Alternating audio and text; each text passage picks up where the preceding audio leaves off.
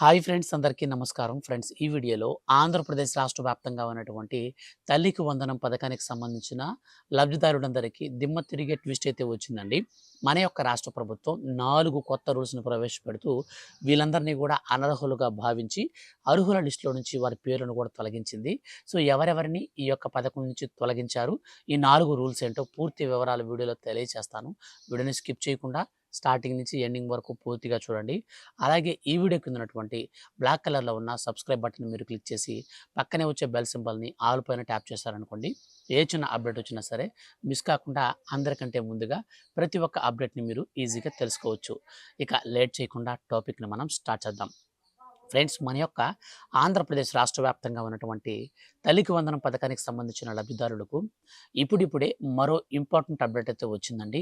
So, గతంలో మాదిరిగా కాకుండా ఈసారి అనగా 2026 సంవత్సరం విడుదల చేసేటువంటి తల్లికి వందనం పథకానికి సంబంధించిన డబ్బులలో అనర్హులు ఒక్కరు కూడా ఉండకూడదనే ఉద్దేశంతో మన యొక్క రాష్ట్ర ప్రభుత్వం ఎప్పటికప్పుడు సరికొత్త విధానంలో మనకు కొత్త రూల్స్‌ను మార్పులు, చేర్పులు చేస్తూ పథకానికి సంబంధించిన బెనిఫిట్‌నైతే అర్హులకు మాత్రమే అందివ్వాలి అనే ఉద్దేశ్యంతో కొత్త మార్పులు, చేర్పులైతే చేస్తూ ఉంది. ఈ నేపథ్యంలోనే మన యొక్క రాష్ట్ర ప్రభుత్వం తాజాగా జూలై 10వ తారీఖున ఈ పథకానికి సంబంధించిన డబ్బులు విడుదల చేస్తామని అనౌన్స్ అయితే చేసింది. అయితే దీనికి సంబంధించి మన యొక్క రాష్ట్ర ప్రభుత్వం 2 అప్డేట్స్‌ని అయితే ఇచ్చిందనమాట. సో, ఈ యొక్క 2 అప్డేట్స్‌తో పాటుగా మనకు కొత్తగా ప్రవేశపెట్టిన 4 రూల్స్ ఏంటో క్లారిటీగా ఎక్స్‌ప్లెయిన్ చేస్తాను. ఈ ఒక్క వీడియో చూస్తే చాలండి. మీకు ఈ పథకానికి సంబంధించిన డబ్బులు వస్తాయా? రావా? క్లారిటీ అయితే వచ్చేస్తుంది. సో, ఇక మనం అప్డేట్‌లు గనక వెళ్ళినట్లయితే రాష్ట్ర వ్యాప్తంగా తల్లికి వందనం పథకం నిధుల విడుదలకు ముహూర్తం ఖరారు చేసింది ఆంధ్రప్రదేశ్ రాష్ట్ర ప్రభుత్వం. జూలై 3వ వారంలో డబ్బులు రిలీజ్ చేస్తామని తొలుత రాష్ట్ర ప్రభుత్వం ప్రకటించిన దానికి ముందుగానే జూలై 10వ తారీఖున తల్లుల ఖాతాలలోకి డబ్బులు జమ చేయనున్నట్లు సమాచారం అందింది. ఈ పథకం కింద ఇంట్లో ఎంతమంది ఉన్నా సరే వాళ్ళ యొక్క పిల్లలందరికీ కలిపి ఒక్కొక్కరికి రూ. 13,000 చొప్పున డబ్బులు అందుతుంది. కాగా ఈ పథకానికి సంబంధించి ఈ జూలై 10వ తారీఖున నేరుగా ఒక్కొక్కరికి రూ. 15,000 జమ చేస్తామని నిన్న జరిగినటువంటి వీడియో కాన్ఫరెన్స్ మీటింగ్‌లో భాగంగా నారా చంద్రబాబు నాయుడు గారైతే అనౌన్స్‌మెంట్ అయితే చేశారు.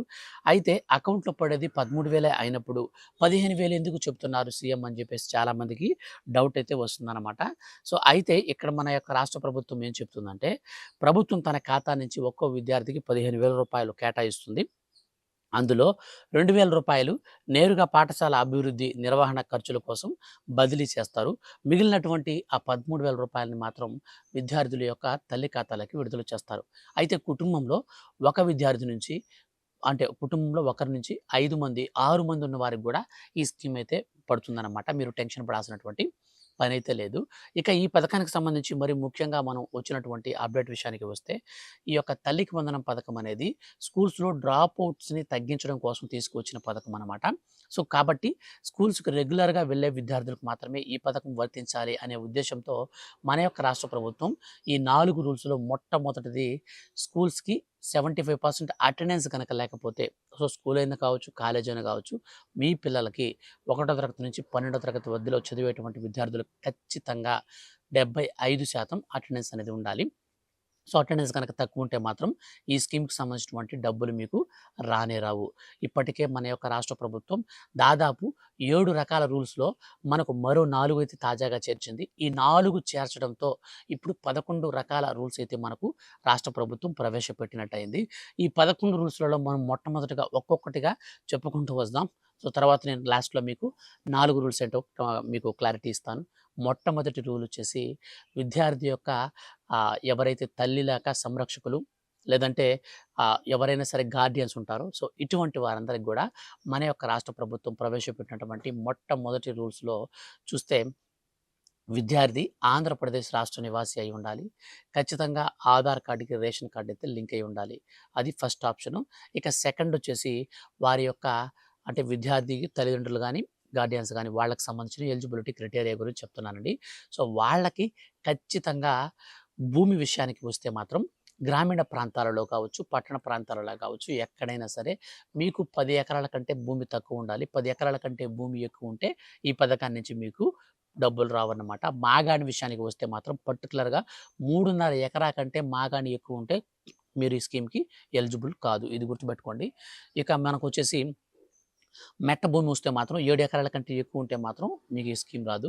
2 కలిపి ఉన్నా సరే మొత్తంగా 10 ఎకరాల కంటే మించకూడదు. సో, ఇలాగైతే మన యొక్క రాష్ట్ర ప్రభుత్వం ఈ కొత్త రూల్‌నైతే మనకు ప్రవేశపెట్టింది.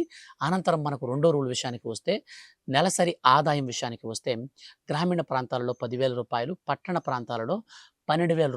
సో, దీన్ని కాస్త మనకు సడలించి పట్టణ ప్రాంతాల్లో రూ. 14,000, గ్రామీణ ప్రాంతాలలో మనకు రూ. 12,000 చొప్పునైతే చేస్తున్నట్లు రాష్ట్ర ప్రభుత్వం మనకు సడలింపు అయితే ఇచ్చిందనమాట. సో, మనకు సంవత్సర ఆదాయం చూసుకున్నట్లయితే అప్పుడు మనకు 12,000 లెక్కన నెలకైతే మనకు రూ. 1,44,000 దాటుతుంది. సో, గ్రామీణ ప్రాంతాల్లో. సో, ఈ విధంగా మనం కాలిక్యులేట్ అయితే చేసుకోవచ్చు. సో, ఆ యొక్క మనకు నెలసరి ఆదాయాన్ని బట్టి సంవత్సర ఆదాయాన్ని మనం మించకుండా ఉండాలి. అటువంటి వారు మాత్రమే ఈ స్కీమ్‌కి అర్హత సాధిస్తారు.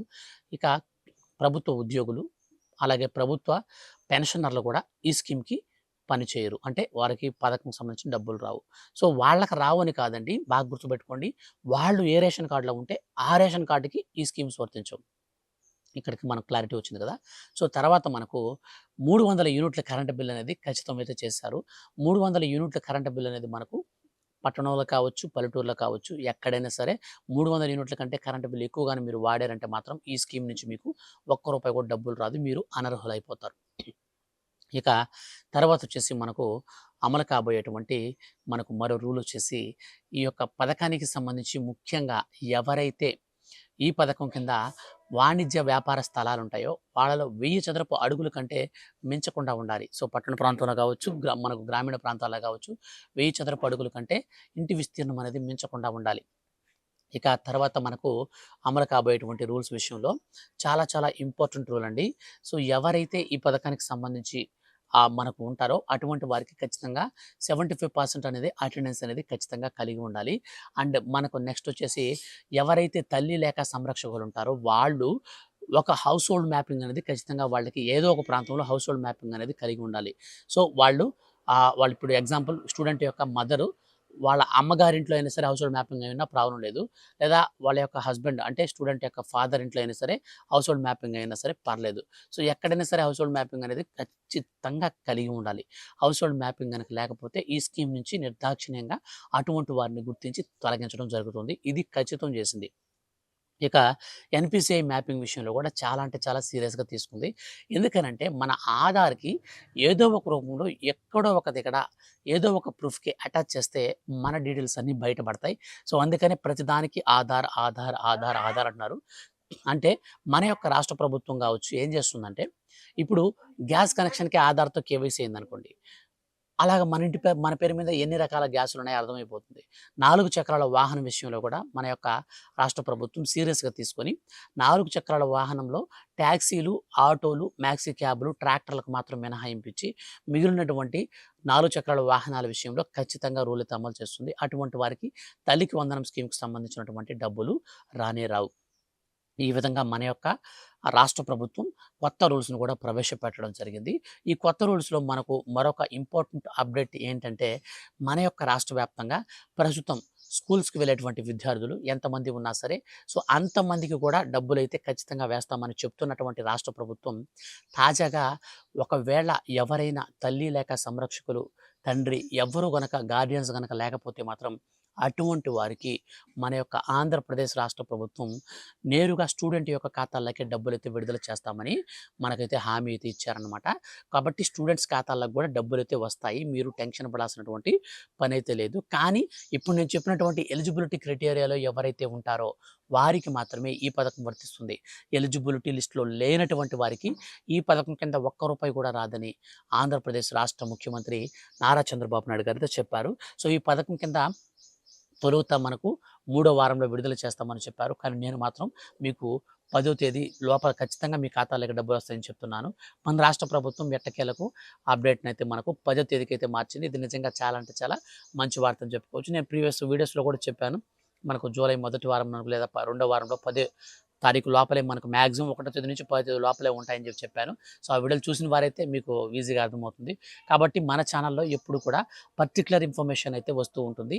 ఈ యొక్క పర్టిక్యులర్ ఇన్ఫర్మేషన్ అనేది మనం తెలుసుకొని రీసెర్చ్ చేసి మరి అందరి దగ్గర తెలుసుకొని మరి నేను ఖచ్చితంగా వీడియోస్ అయితే చేస్తుంటాను.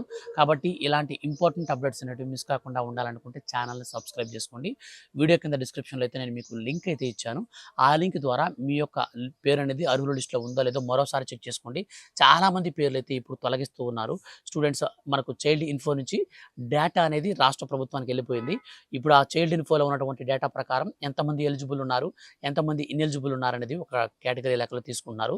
ఆ ఇనెలిజిబుల్‌లో ఉన్నటువంటి వారందరి పేర్లు నిర్దాక్షిణ్యంగా తొలగిస్తున్నారు. ఒకవేళ మీ పేరు గనక లేకపోతే మీకు అక్కడ రిమార్క్స్ దగ్గర ఏముందో నాకు ఒకసారి మీరు కనుక కామెంట్ గనక చేశారనుకోండి, ఖచ్చితంగా నేను మీకు రిప్లై ఇస్తాను. అప్పుడు మీకు డబ్బులు ఏ విధంగా పడాలి, ఆ రిమార్క్స్ నుంచి మీ యొక్క ప్రాబ్లమ్‌ని ఎలా సాల్వ్ చేసుకోవాలో కంప్లీట్‌గా అయితే నేను మీకు ఎక్స్‌ప్లెయిన్ చేస్తాను కాబట్టి దయచేసి ఈ వీడియోని మీరు వెంటనే మీరు కింద లైక్ చేసి షేర్ అయితే చేయండి మీ యొక్క ఫ్రెండ్స్ అండ్ ఫ్యామిలీస్ అందరికి గూడా. చాలామందికి ఈసారి డబ్బులైతే రాకుండా ఆగిపోయే ప్రమాదం ఉంది కాబట్టి మీరు ఒకసారి అర్హుల లిస్ట్ కూడా చెక్ చేసుకోండి. ఇలాంటి మరిన్ని లేటెస్ట్ అప్డేట్స్ కోసం రెగ్యులర్‌గా ఛానెల్‌ని వాచ్ చేస్తుండండి. Thank you for watching.